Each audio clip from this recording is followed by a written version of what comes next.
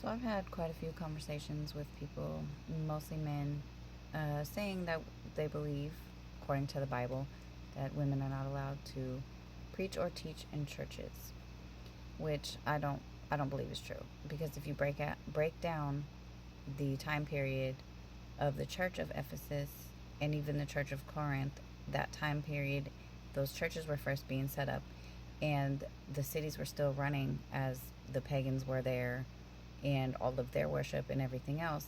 So if you break it down in the context, in First Timothy, which is the main one they always try to use, it says, "Let a woman learn quietly with all submissiveness. I do not permit a woman to teach or exercise authority over a man. Rather, she is to remain quiet.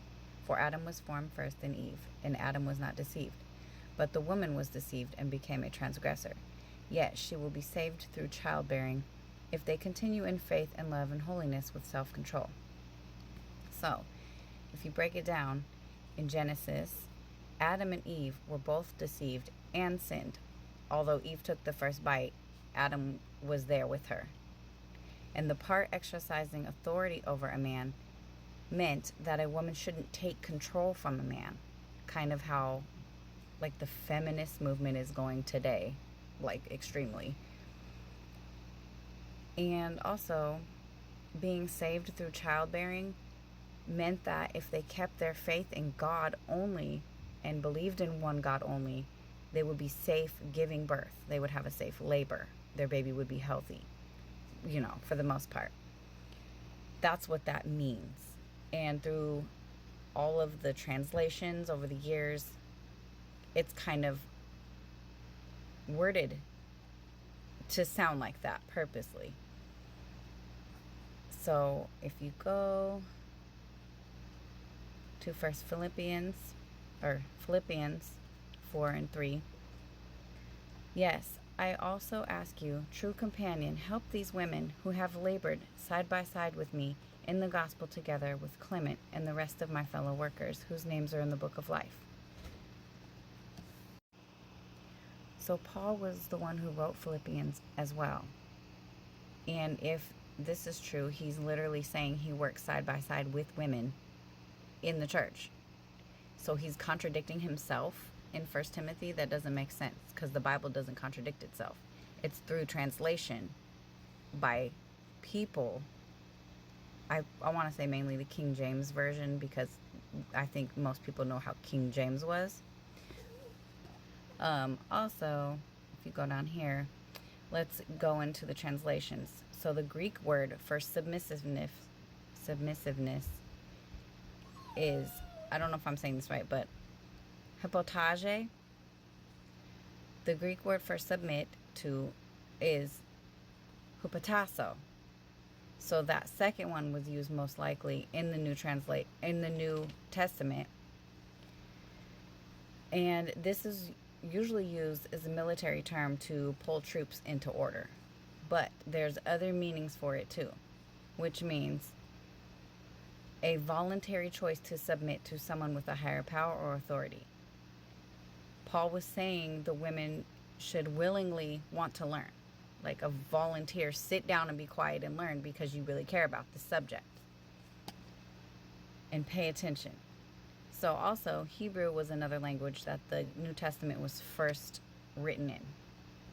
So the Hebrew word shama is found in the Bible, and it means to hear. It can also be used to mean to listen, to obey, or understand in the Bible. Shama is most famously used in the imperative from Deuteronomy 6:4, known as the Shema. The verse reads, "Hear, O Israel, the Lord is our God, the Lord alone." So this was like a affirmation that they used in like the first service of the day and the evening service. So it just may hear, listen, let it sink in.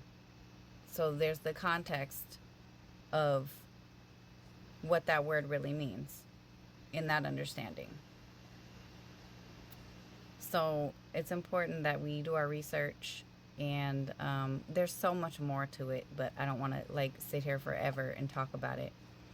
But basically, I've read Clement's writings, I've read Ignatius' writings, I've read Polycarp. Those were just a few. They had writings. There was also a whole teaching that the 12 disciples wrote, and not one of them has said anything of the sort about that verse saying women cannot preach or teach. No, the only thing that it says is women, we need to be pure, nurturers, love our husbands in truth, basically just live pure, holy lives and be pleasing to the Lord, just as the men should.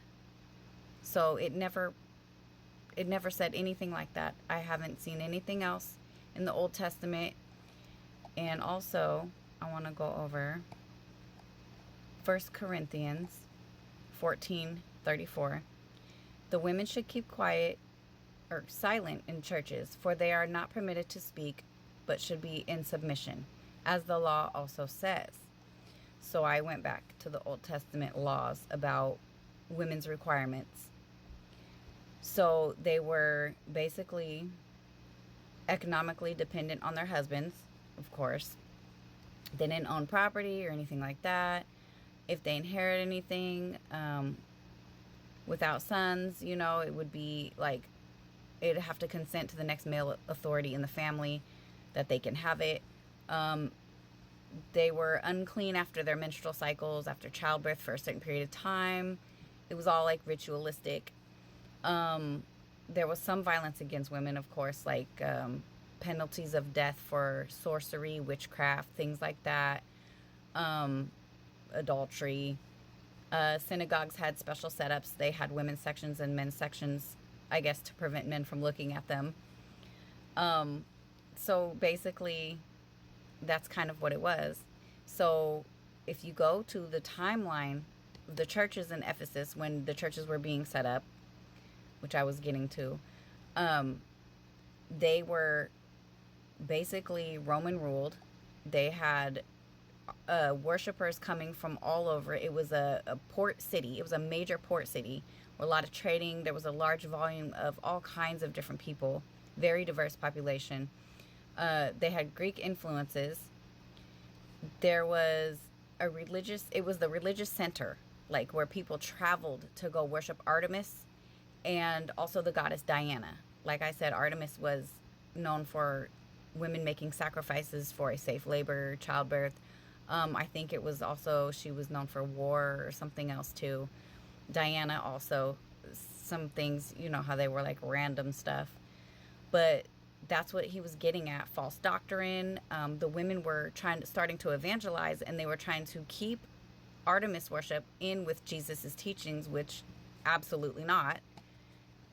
So this is basically a breakdown of why those are taken out of context. And I didn't really cover everything, but I mean, it's the gist of it. So that's basically the laws for the women for the most part. Never said that in the Old Testament. So you can't take everything at face value. Do your research, learn about your topics. Of course, I'm still doing research. I'm still learning because I love my Lord and I want to know everything that I can possibly learn on this earth about him. And obviously nourish my ministry and pass along the gospel as we are supposed to do as lovers and believers of Jesus.